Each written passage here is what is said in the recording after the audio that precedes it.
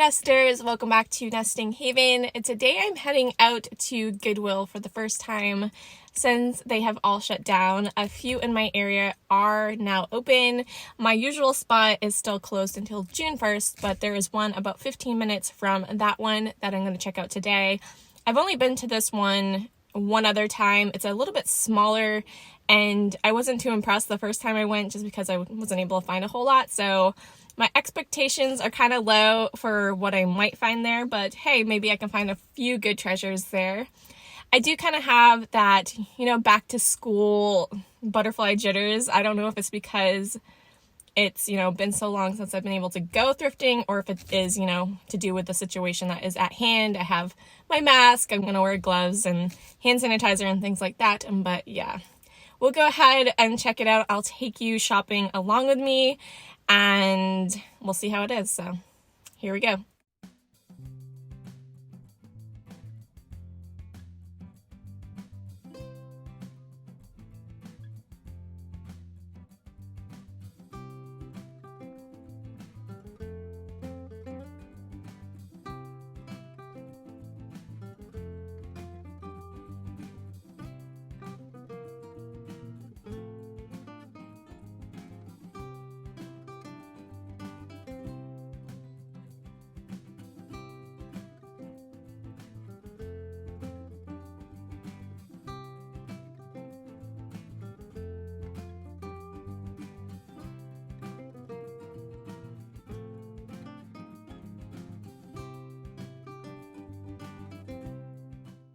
So when I walked in the store, they had a person outside with a mask on, and she was kind of counting the people that went in, and then I was handed a cart that had already been sanitized as I walked in, so they were keeping track.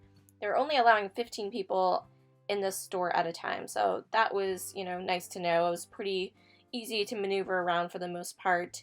They also had like little arrows marked out on the floor to kind of keep the traffic going in one direction.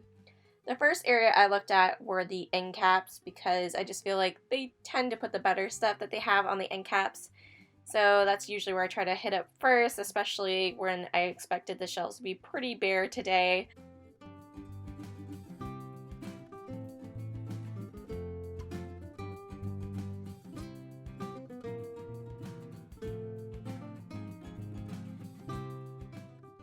I saw the price of this set here was only $6, and I was a little hesitant.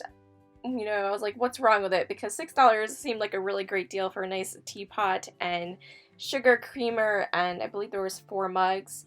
I did my best to look them all over. I only ended up seeing one chip on the outside of one of the mugs. It's a beautiful red stoneware. So you can see it right here. It's on the outside. I don't think it's that much of a concern considering that the rest of the pieces seem to be in really good condition. So for $6, that was definitely a steal.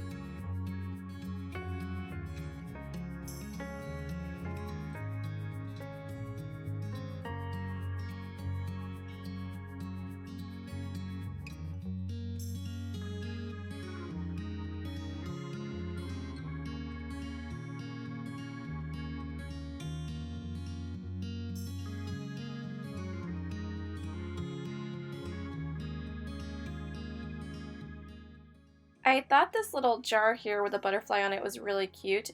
The lid was a little concerning to me because it's, kind of fit, but it didn't have a tight fit to it. So, you know, if someone picked it up, I feel like if they weren't careful, it could easily fall, you know, and it is a glass lid, so I was a little bit concerned whether I should pick that up or not.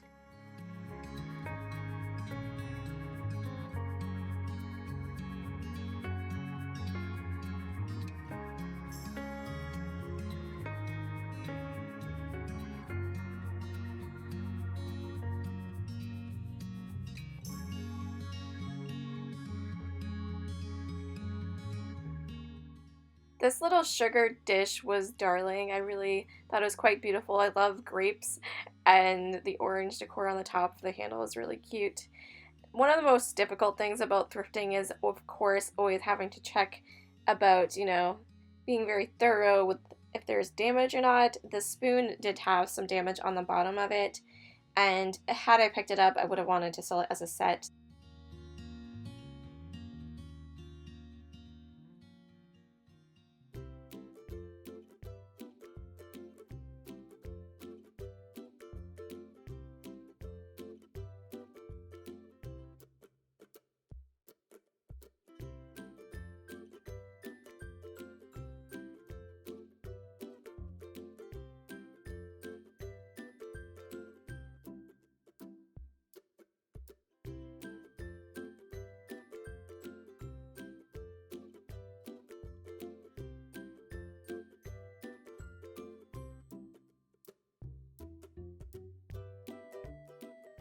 They had this adorable little Dalmatian dog here, and part of me wanted to get him. I decided not to because I still have one listed that was pretty similar to this guy, same exact size, so I figured since that one hasn't sold yet, it didn't make much sense to pick that one up.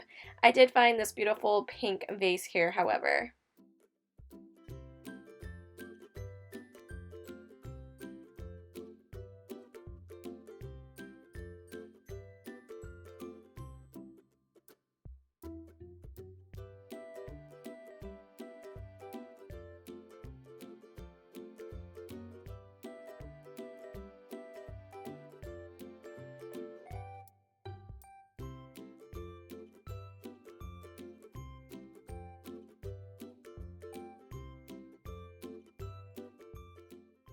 Let me know in the comments below what you think this was used for.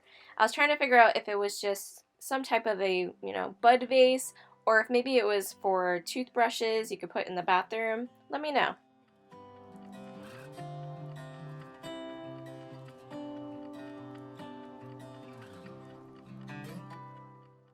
I usually do a very quick glance as I walk by lamps, but this one caught my eye. I am in love with this mustard yellow color. It's one of my favorites. And I was pleasantly surprised when I turned it around that it also had a floral painted on the front there. So I thought this lamp was just great.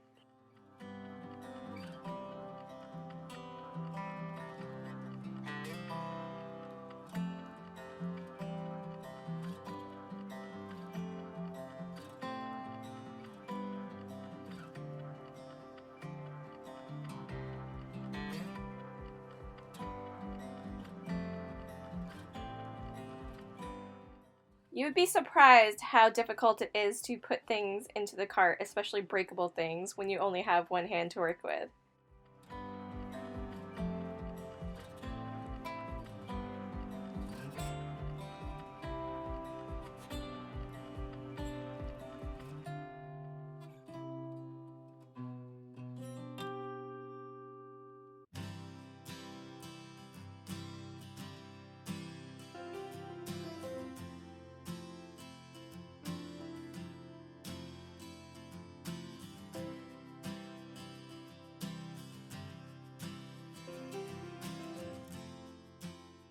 I came across a lot of redware pottery today. I found this shoe, I believe it is Blue Mountain pottery. It has the redware, it's Canadian pottery, and it has that look, so I'm almost positive it is Blue Mountain. The tricky thing about these shoes is another shoe in the back here. They both had writing on them for a location. This one was Rockland, Maine. The other one, I can't quite remember what it said. But the other thing is, I don't understand decorating with little knick-knack shoes. That's just very odd to me. I know there's probably people that do it, but I tend to just pick up things that I personally like if I would, decorate with it in my own home. And, picking up shoes to just set on a shelf just seems odd to me. So, I don't know. Let me know what you think about that.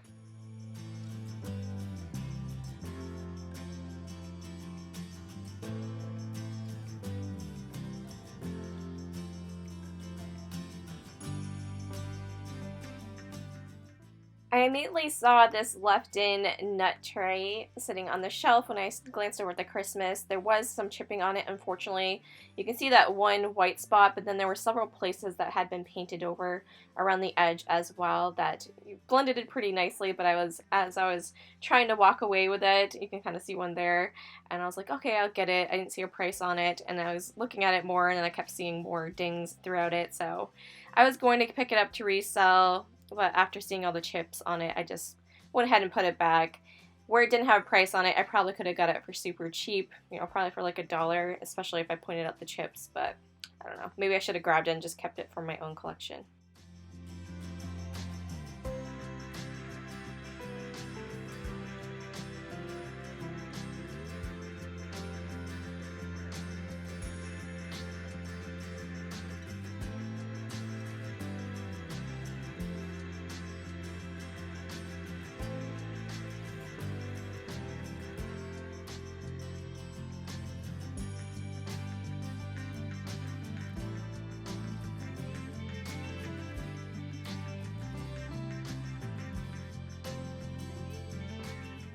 You guys know I love me a good Christmas grab bag, and I saw one sitting on the shelf.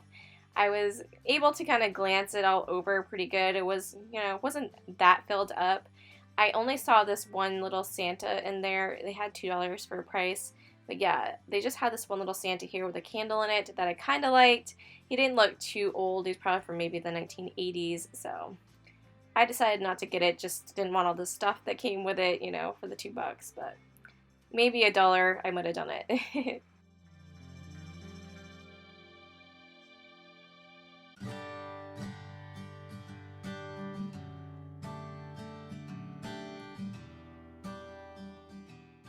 I started checking out the baskets. I found these ones that you could use for paper plates, if you go on a picnic.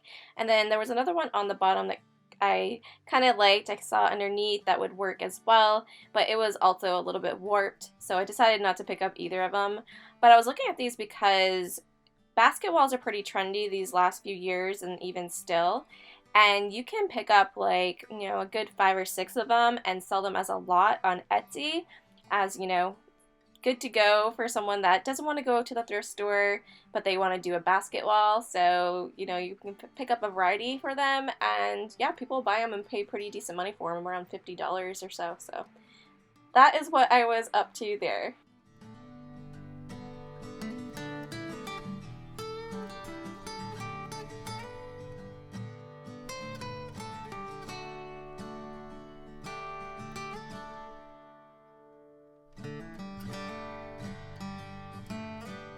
I must admit, while I'm editing this, I am noticing that I have black gloves on, and it kind of looks like, you see in the movies when thieves break into houses and stuff and are checking things out, so it's kind of funny to look at, but I was being safe. I had wore my gloves.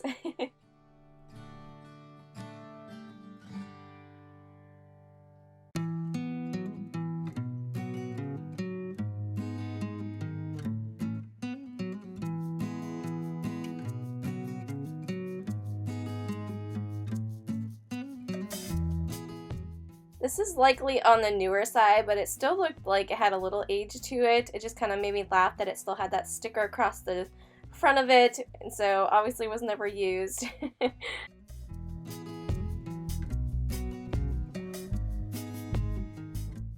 This is going to be part 1 of a 2-part Thrift Along With Me video, so make sure you are subscribed. Hit that subscribe button so you don't miss tomorrow's part 2, so you can continue shopping with me on my first trip back at Goodwill in a few months. So very exciting. It was very fun to get it out finally and get back to my love, my thrifting, and get that in source for my business. So I hope you guys enjoyed it. Let me know down below if you guys have thrift stores that are opened up yet, and if you're out thrifting yet, or if you're still shut down. And yeah, we'll catch you in the next one, guys. Thanks so much for watching. Bye.